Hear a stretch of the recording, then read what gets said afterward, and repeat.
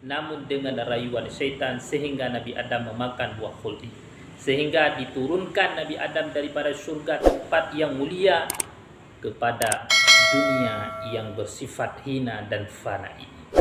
Maka karena itulah Allah Subhanahu wa taala tidak ingin umatnya, umat kekasihnya selaku hambanya yang hidup daripada umat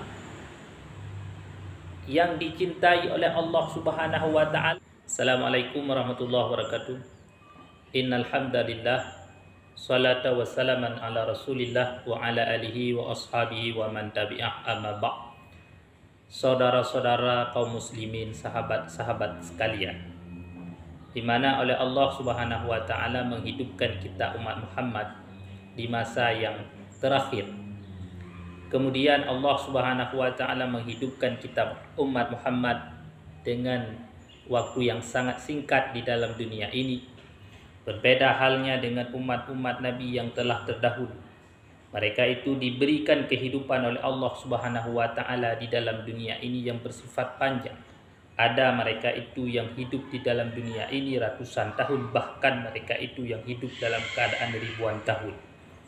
Tentu ada hikmah dibalik daripada kehendak Allah Subhanahu wa taala umat Muhammad hidup di dalam dunia ini cuma 63 tahun. Kira-kira kurang lebih. Kadang-kadang 60, kadang-kadang 70 tahun. Lantas kenapa umat Muhammad diberikan kehidupan di dalam dunia ini oleh Allah Subhanahu wa taala sekitar 60 sampai 70 tahun? Maka jawaban yang paling mendasar daripada pertanyaan tersebut adalah sebenarnya alam dunia ini diciptakan oleh Allah Subhanahu wa taala merupakan tempat kehinaan sebagai tempat untuk Allah menjadikan dunia ini hukuman bagi Nabi Adam yang telah Nabi Adam dengan tidak sengajanya melakukan kesalahan di dalam syurga ketika Allah Subhanahu wa taala melarang kepada Nabi Allah Adam untuk memakan buah khuldi, namun dengan rayuan syaitan sehingga Nabi Adam memakan buah khuldi, sehingga diturunkan Nabi Adam daripada syurga tempat yang mulia kepada dunia yang bersifat hina dan fana ini. Maka karena itulah Allah Subhanahu wa taala tidak ingin umatnya, umat kekasihnya selaku hambanya yang hidup daripada umat yang dicintai oleh Allah Subhanahu wa taala tidak akan menghidupkan kita di dalam tempat yang hina ini. Seakan-akan Allah cepat-cepat ingin mengistirahatkan kita umat Muhammad, ingin menjamukan kita umat Muhammad di tempat persinggahan sementara, yaitu alam barzakh, alam kubur, hingga menuju ke tempat yang abad dan abadi, itulah alam akhirah. Sedikit pun tidak sulit bagi Allah untuk membuat kita hidup di dalam dunia ini lebih lama daripada masa yang telah ditetapkan oleh Allah kepada kita umat Muhammad, bahkan lebih lama daripada masa yang telah Allah berikan kepada umat-umat yang telah terdahulu.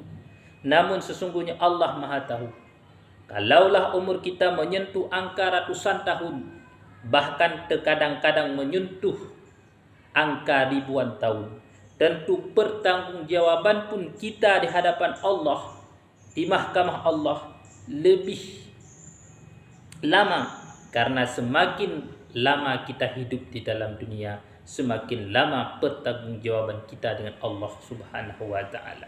Ini pun selama 63 tahun kurang lebih Allah memberikan kita hidup di dalam dunia ini. Dipotong 15 tahun masa akil baligh kita. Itu pun masa tersebut sungguh sangat-sangat susah kita mempertanggungjawabkan dengan Allah Subhanahu wa taala, apalagi masa ratusan tahun bahkan ribuan tahun. Hidup merupakan hal yang amat melelahkan. Lelah patuh akan segala ketentuan, lelah menjalankan segala kewajiban, lelah meninggalkan larangan, lelah menahan diri daripada segala macam godaan, lelah bertarung melawan hawa nafsu, lelah dan lelah. Allah Maha tahu semua itu melelahkan. Allah Maha tahu semua itu berat kita lakukan, kita jalankan di dalam dunia ini. Namun Allah Maha sayang, Maha cinta kepada kita umat Muhammad, sebagai kita adalah umat kepada kekasihnya Allah Subhanahu wa taala. Karena itulah Allah mempersingkatkan jangka waktu kehidupan kita di dalam dunia ini, seolah Allah ingin mengistirahatkan cepat-cepat kita umat Muhammad daripada segala sejuta kelelahan yang ada di dalam dunia ini. Namun sayangnya banyak kita yang lupa akan hal itu semua. Kilauan dunia membuat kita buta. Kemelapan dunia menghalangi kita untuk melihat cahaya yang nyata di seberang sana. Bahkan rela menjual bongkahan-bongkahan kebahagiaan ukhrawi demi secuil kenikmatan dunia. Allahumma rzuqna halawatal iman wal Islam. Ya Allah, berikanlah kepada kami kemanisan iman dan Islam. Adanallahu wa iyyakum ajma'in. Assalamualaikum warahmatullahi